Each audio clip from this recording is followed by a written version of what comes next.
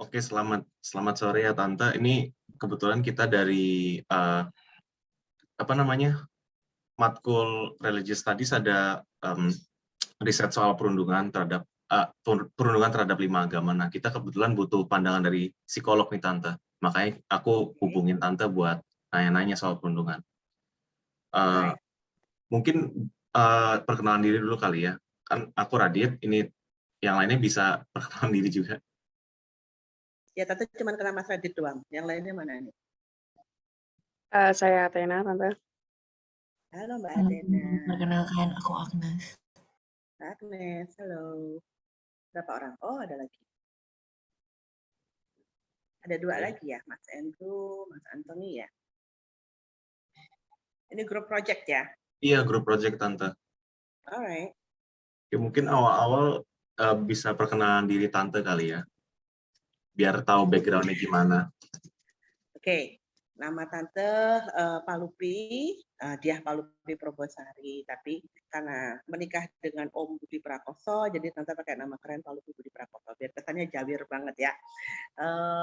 Tante lulusan University of Minnesota, lulus tahun 1995, udah lama banget, seumuran mamahnya Radit ya.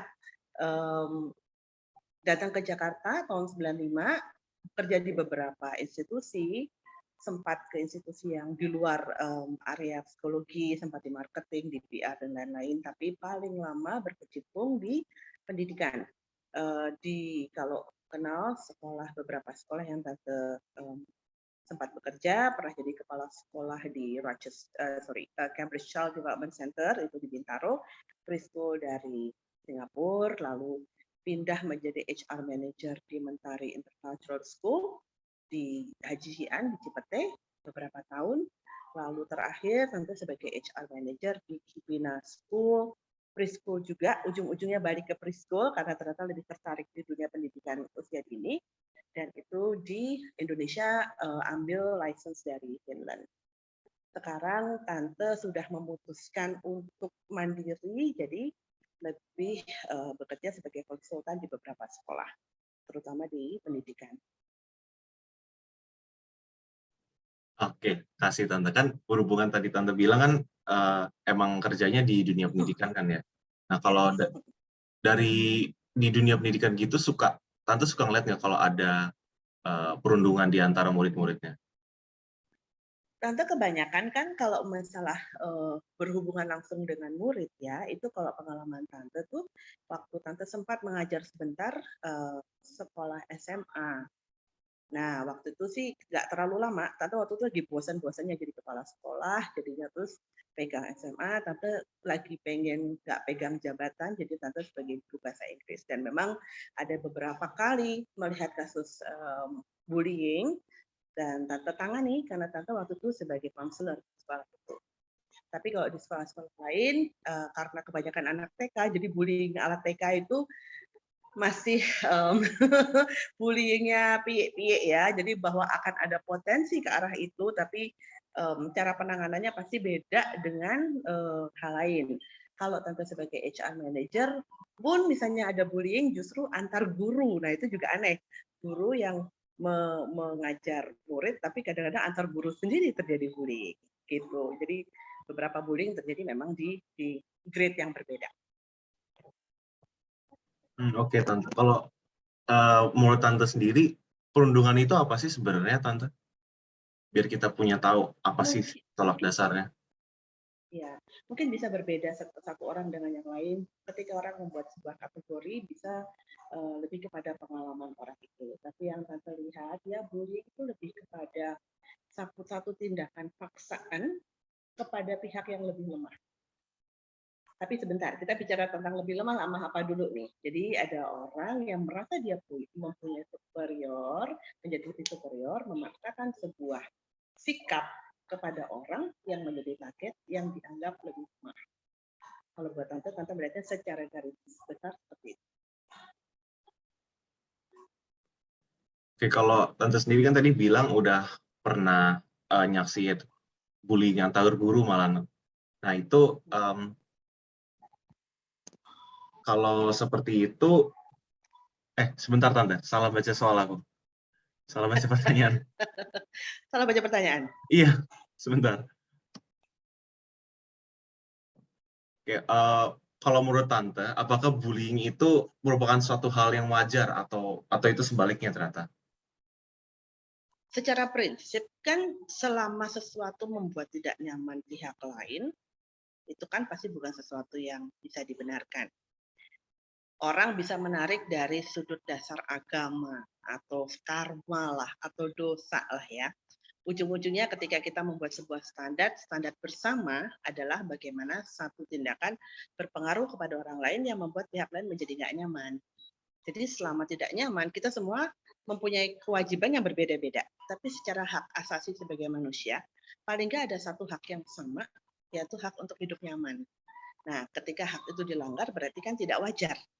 Karena itu kan ada satu hak yang dilanggar, gitu. Sehingga itu tidak akan pernah bisa dibenarkan. Oke, di lanjut ke pertanyaan berikutnya ya Tante. Nah, kalau berdasarkan ilmu Tante nih, jenis-jenis perundungan atau pembulian itu ada apa aja sih? Sebenarnya bully itu kan macam-macam, ada bully verbal, ya. Kita mengatakan sesuatu yang merendahkan lawan bicara, bisa bully fisik, menyakiti secara fisik kepada seseorang, bully mental atau mental abuse, ya. Kita mempunyai sikap, kadang-kadang ada, kalau misalnya teman-teman pernah dengar istilahnya passive aggressive, seakan-akan tenang-tenang aja tapi somehow membuat pihak lain kelojotan, nggak nyaman gitu, dan itu dilakukan terus-menerus, itu kan juga termasuk bullying, ya kan? Jadi kayak dan juga aja bully juga power abuse juga bisa, bully dari atasan kepada bawahan karyawan gitu. Bahkan Tante bisa mengatakan agama pun bisa membuli ketika agama itu dilihat secara letterlock dan tidak dipahami dengan mendalam, sehingga bisa dijadikan alat untuk membuli orang lain. Oke, kalau gitu kan tadi udah disebutin tuh beberapa jenisnya. Nah, kita juga pengen tahu nih Tante, apa sih sebenarnya yang bikin yang membuat orang itu mau gitu untuk melakukan perundungan? Misalnya mungkin latar belakang emosi atau yang lain-lain gitu Tante. Tante selalu berprinsip bahwa ketika seseorang melakukan sesuatu yang tidak baik kepada orang lain, dasarnya cuma satu, yaitu rasa takut. Nah, takut itu orang tidak bisa menghandle ketakutannya, takut tidak dihargai, takut tidak dihormati, takut dia tidak terdengar oleh orang lain gitu ya. Misalnya orang melakukan bully kepada teman, atau misalnya guru melakukan bully kepada asisten teacher misalnya ya, karena dia ngerasa gue nggak mau sampai dia nggak tahu bahwa gue ini powerful gitu. Itu kan mereka menggunakan power abuse ya kepada orang lain gitu. Sebenarnya dasarnya adalah ketakutan. Tante selalu menganalogikan ketika serangan itu dilakukan, kenapa disebut ketakutan? Kok Tante karena senang anjing ya, Tante selalu melihat anjing yang tidak banyak gonggong, tapi benar-benar ditakuti, itu malah lebih menakutkan. Sewaktu-waktu dia bisa attack, ya. Tetapi anjing yang banyak gonggongnya, gitu aja ya, itu malah karena dia takut. Jadi ketika seseorang melakukan sesuatu yang negatif ya, verbal atau apapun gitu ya, karena dia sedang melindungi rasa ketakutannya dia sendiri. Nah, itu yang menjadi cikal bakal kenapa orang bersikap jahat sama orang lain. Kalau dia tidak takut atau dia punya masa lalu di mana dia merasa tidak dicintai, lalu dia takut tidak dicintai lagi, lalu dia memaksa orang mencintai dia dengan cara apapun itu. Nah, itu kan ketakutan, bentuk ketakutan. Itu yang bisa membuat orang menjadi bully kepada orang lain. Intinya ada takut. Takut bisa berujung pada ego ya, karena kan akhirnya kan kebutuhan pribadi dia yang dia ingin penuhi. Oke, ini sorry ya Tante, aku off cam soalnya lumayan nge-lag ini sinyalnya di sini. Nggak apa-apa, yang lainnya bisa dengar ya. Oke, kebetulan aku pernah dengar di Tante, kalau misalnya latar belakang keluarga itu ngaruh nggak sih ke orang ngebully orang lain? Sangat pasti. Sekarang kalau Kalau anak laki biasanya melihatkan apa perilaku ayahnya. Gini, kalau kita tata refresh lagi, kenapa keluarga itu menjadi penting? Tapi dengan segala hormat terhadap orang yang tidak beruntung dengan keluarga utuh ya, karena tidak semua orang mendapat berkat punya keluarga utuh. Ada yang memang dari kecil misalnya sudah meninggal orang tuanya atau memang terpaksa berpisah. Tapi apapun lingkungan dia, ketika dia dalam situasi tempat yang paling kecil di rumah dia, ya kan, bisa keluarga tuh bisa dengan bapak ibunya atau dia happens to be with the grandparents misalnya kan kita nggak pernah ngerti atau bahkan orang yang hidup di panti asuhan. Rumah pertama anak itu adalah laboratorium dia. Jadi anak itu sejak kecil belajar untuk gimana dia mengolah emosinya, bagaimana dia untuk belajar mencintai, bagaimana dia untuk belajar punya pengharapan, ekspektasi kepada orang di sekelilingnya. Itu kan dari rumah semua. Terus juga misalnya ada kakak adik, dia punya kakak beradik, dia belajar bullying juga dari rumah. Lalu misalnya ketika dia bully saudaranya, lalu bagaimana kita belajar untuk self defense. Kita menangkal bully seperti itu juga belajar dari rumah. Jadi semua itu dari rumah karena di luar nanti itu terjadi gitu. Jadi penting banget untuk rumah itu menyediakan tempat yang natural. Nggak bisa mengatakan bahwa harus sempurna karena semua orang yang dalam rumah itu adalah orang sama-sama sedang belajar. Nggak ada orang tua yang udah tahu-tahu jagoan jadi orang tua, nggak ada. Nggak ada anak yang tahu-tahu jagoan jadi anak. Tapi ketika semua anggota rumah itu memahami bahwa ini adalah laboratorium, training center yang masing-masing belajar bersama, dan memaafkan ketika belajarnya nggak karu-karuan, hasilnya nggak karu-karuan gitu ya, itu akan menjadi tempat yang baik. Jadi semuanya memang berasal dari rumah. So ketika orang, kalau Tante tadi bilang latar belakang adalah ketakutan, pasti ada hubungannya dengan di rumah ya. Kalau mungkin dia di rumah adalah anak yang dibully oleh kakaknya gitu, tapi orang tuanya tidak bisa memberi ruang yang adil kepada anak ini untuk bagaimana menghadapi bully yang dengan sehat gitu ya. Orang kan punya hak bicara, hak melawan. Gelut berantem itu boleh gitu selama berantem itu sportif gitu. Kadang-kadang anak laki, jangan bilang anak laki nggak boleh berantem, berantem aja, tapi satu lawan satu nggak keroyokan gitu ya. Jadi ada latihan-latihan di situ. Nah, ketika anak-anak itu tidak dilatih untuk mempunyai lingkungan yang memberi dia pemahaman yang matang, itu bisa dibawa keluar. Ada satu kisah, Tante pernah punya klien juga yang dia anak manis, anak baik, di rumahnya baik-baik saja. Lalu dia pindah sekolah, karena badannya besar, di sekolah itu dia orang gemes kali kakak kelasnya sama dia. Lalu dia dibully setengah mati sama kakak kelasnya. Sampai rumah, ketika dia mengatakan itu kepada bapak ibunya, yang dikatakan adalah balas dan nggak boleh kalah gitu. Titik, hanya di situ aja. Tidak memahami tentang bagaimana menyelesaikan dengan cara lain. Kita kan nggak bisa tahu ya, waktu itu situasinya case per case gitu. Akhirnya anak itu menjadi anak yang sampai besar, sampai tua, isinya sangat defensif, sangat pemarah, dan apa-apa maunya gelut aja sama orang gitu. Kedamaian hatinya nggak ada. Nah itu ketika lingkungan sekolah dan lingkungan rumah itu tidak memberi informasi yang cukup dan mengizinkan anak itu belajar dengan adil, efeknya itu bisa menjadi orang yang menjadi suka membuli orang lain. Gitu Mas Adit. Oh, oke. Lanjut ke pertanyaan selanjutnya ya, Tante. Tadi mungkin pertanyaannya agak ngulang pertanyaan kedua tadi kalau nggak salah ya. Nah, kalau di pembulian itu ada nggak sih batasannya? Misalnya mungkin ejekan aja udah termasuk pembulian gitu. Iya, dia ini agak gampang-gampang susah ya. Kalau di dunia barat ya, waktu nanti sekolah dulu ya, orang itu baru atas orang di kantor gitu ya ngomong, lo seksi deh hari ini gitu ya. Karena hari ini si perempuan pakai baju pendek atau whatever gitu. Dianggap sebagai sexual harassment already gitu. Segitu sensitifnya orang terhadap isu bullying. Sementara di sini orang bisa jalan-jalan di sweet gitu, itu kan termasuknya harassment is bullying ya. Menurut Tante harassment itu bullying, karena membuat orang dalam posisi tidak berdaya.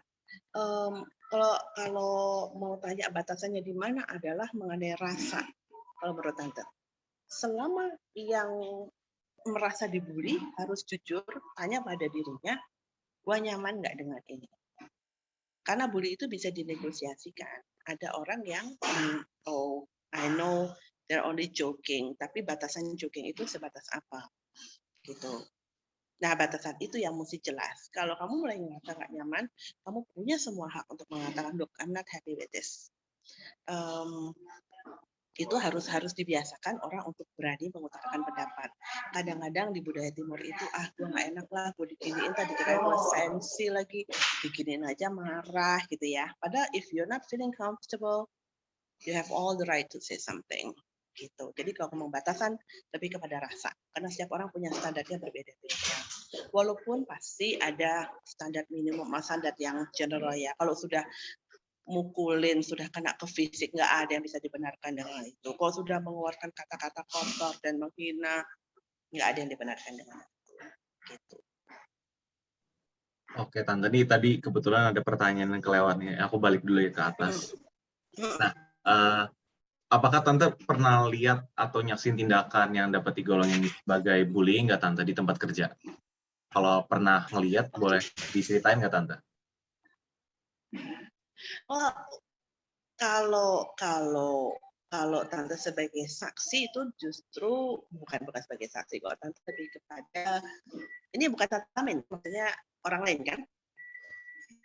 Kalau yang orang lain ada pernah kejadian Tante waktu jadi counselor itu ada satu anak yang dia sepenuhnya anak berkebutuhan khusus tapi dia punya challenge ya, tantangan berkomunikasi, mungkin cara komunikasi dia beda dengan temannya gitu, dan dia menjadi orang yang sempat tidak nyaman karena teman-temannya was making fun of him. Itu Tante pernah lihat juga dan itu Tante handle. Pernah satu kejadian juga yang percaya pada saat si guru itu dia merasa mentang-mentang dia sebagai guru utama, lalu dia sama teacher assistant-nya akan udah kayak slave-nya dia gitu. Itu Tante lihat, tapi itu bentuknya sebagai sebuah pengaduan. There's something that Tante harus panggil keduanya dan memutuskan dan menetapkan batasan-batasan. Again, batasan adalah ketika seseorang sudah merasa tidak nyaman, itu adalah alat buat orang lain. Oke, Tante lanjut ke pertanyaan berikutnya ya. Kalau habis dibully, itu apa sih efeknya? Bagaimana efek pembulian terhadap korbannya? Mungkin dari segi psikologis, mental, kepribadian, atau mungkin yang lain gitu, Tante. Nah itu kayak contoh tadi Tante pernah kasih tahu klien Tante ya, yang waktu dulu anak manis selalu dibully, efeknya korban bully itu ada dua titik ekstrim. Ekstrim satu adalah dia semakin berjadi dan menyakiti diri sendiri. Ekstrim kedua dia nyakitin orang lain. Kalau bicara tentang efek itu, tapi tidak pernah menjadi orang yang mampu melihat dengan seimbang, melihat dengan aja, melihat bagaimana caranya yang nyaman buat kedua belah pihak gitu. Karena yaitu dia kalau dia jenis orang yang agresif, dia akan bagaimana caranya orang lain merasakan sakitnya saya. Tapi kalau dia jadi orang yang tidak percaya diri banget, dia akan semakin menyakiti dirinya. Jadi korban bullying itu bahaya banget. Bisa yang rusak badannya atau dia nyakitin orang lain. Karena itu berarti menjadi rantai yang terus berjalan. Nggak berhenti di itu saja. Karena ketika dia menyakiti dirinya sendiri, suatu saat orang ini juga akan punya teman hidup, gitu. Dia akan jadi PR juga buat pasangannya, PR juga buat anaknya, ya kan? Jadi orang yang belum selesai sama dirinya sendiri. Oke, Tata, bahaya juga ya kalau jadi korban bullying gitu dan ngebully orang lain. Bahaya banget. Karena ekstrim ya, hasilnya ekstrim. Iya. Hasilnya ekstrim.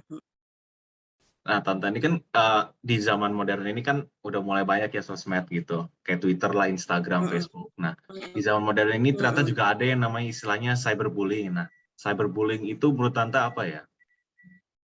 Sebenarnya itu kan hanya karena kita punya budaya baru, di mana pola komunikasi kita banyak yang online ya, tidak langsung bertemu face to face. Bahayanya adalah untuk orang semakin menjadi pecundang, semakin menjadi pengecut. Karena dulu tidak ada yang bagus dengan bullying, tapi at least zaman dulu orang kalau bully itu masih berani hadap-hadapan. Kalau sekarang orang bully cuma berani dari jauh. Dan nggak bisa bilang bahwa loh itu kan cuma online, nggak ada. Yang ngetik kan bukan robot gitu kan. Yang ngetik kan tetap jarinya orang. Jadi yang tetap pelakunya tetap manusia. Jadi cyberbullying itu adalah bukti betapa pengecutnya si pelaku bullying. Dan sekarang kemarin pernah Tante iseng gitu ya. Jadi Tante kan pernah ada satu case apa gitu di Lambe Tura apa nyinyir instan nyinyir apa gitu, ada satu case gitu. Tante pengen tahu. Oh, waktu kasusnya Deddy Corbuzier waktu ada pasangan gay yang di interview oleh Deddy Corbuzier gitu kan. Lalu kan langsung banyak tuh bully-bully dari instan nyinyir itu ya. Oh ini dilaknat di segala macam. Tante pengen iseng gitu, pengen tahu gitu. Ini kayak apa sih gaya bulinya orang Indonesia itu gitu. Tante cuma bilang kan kalau orang itu memaparkan tentang gay kan kita melihatnya oh ini adalah sesuatu yang untuk kita pelajari bersama sehingga karena tante pendidik ya tante mikirnya sehingga kalau kita punya anak kita bisa ngasih tahu anak ini loh yang benar ini loh yang nggak boleh gitu kita bisa kasih pakem-pakem ke anak ngomong kayak gitu ya terus tante bilang ya mereka itu juga kalau boleh memilih mereka juga nggak mau jadi gay karena untuk jadi gay itu masih banyak teori mengapa orang itu menjadi gay. Wah tante dihabisin itu dijawab. Wah dikata-katain tante dilaknat di neraka lah. Tante adalah pendukung LGBT lah ini dan itu. Dari sekian puluh orang yang ngata-ngatain tante, hanya 2 orang yang bisa membaca dengan benar dan mengatakan iya ya Mbak kita tuh mesti ngajarin anak dengan benar ini dan itu. So betapa kita lihat dalam society kita keberadaan cyber itu membuat orang yang punya potensi pecundang semakin punya ruang untuk menjadi bullier, untuk menjadi tukang bully. Karena nggak ketahuan dia tuh siapa. Nah ini adalah culture baru yang menjadi PR buat bangsa ini atau buat orang di seluruh dunia ya. Karena akhirnya orang yang tampak di depan kita baik-baik aja, dia mungkin adalah tukang bully juga. Jadi zaman dulu kita kalau tukang bully itu mungkin yang badannya gede, suka mukulin orang segala macam. Sekarang mungkin mbak-mbak yang cantik-cantik dan manis-manis itu bisa ngebully orang dengan sangat leluasanya loh. Dan itu berarti jumlah bullier semakin banyak. Kalau ditanya kenapa dia bisa kayak gitu, karena dia benci sama dirinya sendiri. Kalau orang nggak punya kebencian sama diri sendiri, nggak sanggup ngomong jahat tentang orang lain. So, yang kita kasih ke orang kan apa yang kita punya ya. Jadi semakin sakit bangsa ini, semakin sakit manusianya, semakin banyak orang akan bully dan diberi ruang di media cyber. Sampai ada tante nulis kok ini di luar konteks ya. Tante nulis kok di Corbuzier, tante bilang, "Mas, tolong deh di stop deh tayangan tentang LGBT. Rupanya bangsa ini nggak siap karena walaupun niatmu baik, tapi bangsa ini terlalu sakit." Gitu. Dia nggak terus sensitif. Gitu. Itu loh bukti betapa bullying itu jahat banget. Tante, berarti memang bangsa Indonesia itu benar-benar belum siap ya soal cyberbullying ini tentang ini dunia baru lah bagi negara ini bisa dibilang ya. Jadi mungkin orang kita ini dulu diajarin untuk kalau ngomong hati-hati, nah sekarang dikasih ruang untuk ngomong seenaknya karena nggak ada orang yang lihat, jadi enak gitu. Jadi itu yang tante dengan keras mengatakan tuh gaya pengecut ya. Kalau berani ada pada depan, mereka nggak berani gitu. Beraninya ngata-ngatain di media. Dan ini makin keren, makin banyak, makin keren. Tante aja bikin studi sendiri jadinya. Oke, Tante lanjut ke pertanyaan berikutnya ya. Ini mungkin agak mirip-mirip lagi. Sebenarnya penyebab cyberbullying itu apa sih Tante? Apa itu penyebabnya sama bullying biasa? Sama ya, sama. Walaupun akhirnya kita bilang penyebab bullying itu pada dasarnya sama aja. Ketidakmampuan dia untuk menerima dirinya sendiri kan, sehingga dia memberikan sakitnya kepada orang lain. Ya, cuman efeknya lebih gede nih menurut tante sekarang karena jadi itu yang tante bilang tadi banyak orang semakin banyak orang menjadi tukang bully sekarang gitu karena ada ruangnya. Semakin banyak orang jadi pengecut. Jadi kalau tante mengkritisi orang tua dan mengkritisi pendidik, guru-guru, ya ajarin anak untuk bicara, tetapi dengan tata krama. Tante sendiri punya anak, dan anak sekarang kayak angkatannya Radit dan teman-teman ini mesti kan anak-anak yang lebih kritis bicara. Tante sangat paham gitu, karena setiap generasi menjadi tantangan buat generasi di atasnya. Semua orang tua ngomongnya, anak zaman sekarang. Tante ngomong gitu ke anak tante, bapak tante ngomong gitu ke tante, eyangku ngomong gitu ke bapakku gitu ya, selalu nganggap anak zaman sekarang. Pada dasarnya ada masalah pola komunikasi yang tambah lama tambah terbuka. Nah, makanya penting banget buat orang tua mengajarkan anak untuk boleh bicara. Tante ngomong gitu sama anak-anak. Boleh bicara, tetapi bicara yang baik. Jangan, kalau kamu nggak punya sesuatu yang baik untuk dikatakan, diam. Atau sebelum kamu mengatakan sesuatu, pikirkan dulu dan rasakan. Apabila itu kamu lakukan kepada orang lain, enak apa enggak? Terhadap dirimu sendiri, enak atau enggak? Sehingga tidak melarang orang untuk berpendapat, tetapi berpendapat dengan baik gitu. Dan itu tuh harus konsisten. Jadi kalau mau bullying ini dihentikan, orang tua dan pengajar harus mengajarkan anak-anak mempersilahkan bicara, tetapi dengan tata krama. Jangan di-stop, karena kita nggak boleh nyetop anak untuk bicara. Karena kadang-kadang orang tua belajar kok dari anak-anak. Itu harus diakui. Nggak boleh sombong kita menganggap orang tua kita tahu segala-galanya. Enggak kok. Tapi bagaimanapun orang tua dan anak itu dua generasi dan bukan teman, ya kan? Orang tua dan anak masing-masing. Dengan cara bicara yang baik. Caranya gimana? Ya, jangan ini. Sebentar. Ada telepon sebentar ya.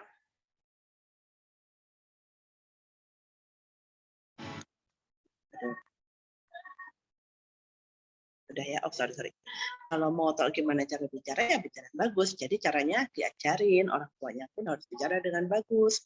Orang tuanya juga nggak nyinyir, orang tuanya dengan teman kerjanya, dengan orang lain juga nggak bully, dengan mbak di rumah juga nggak bully, dengan pihak yang lebih lemah juga nggak bully. Bahkan orang tua nggak ngebully anak, nggak ngatain anak, lu gedut banget sih jadi anak, nggak boleh gitu ya. Nggak boleh ngebully anak dengan bilang, belum banget sih kayak gini aja nggak bisa, itu bully, nggak boleh. Jadi banyak hal yang harus diajarkan oleh orang tua sebelum anak itu bisa meniru bagaimana pola yang baik. Oke, Gitu Tante. deh, Mas. Oke, Tante, nih waktunya udah mau habis sebentar lagi nih Zoom-nya. Nih langsung aja ke pertanyaan terakhir ya. Kalau menurut Tante, solusi terbaik dari nyelesain masalah bullying dan cyberbullying itu apa ya, Tante? Aduh.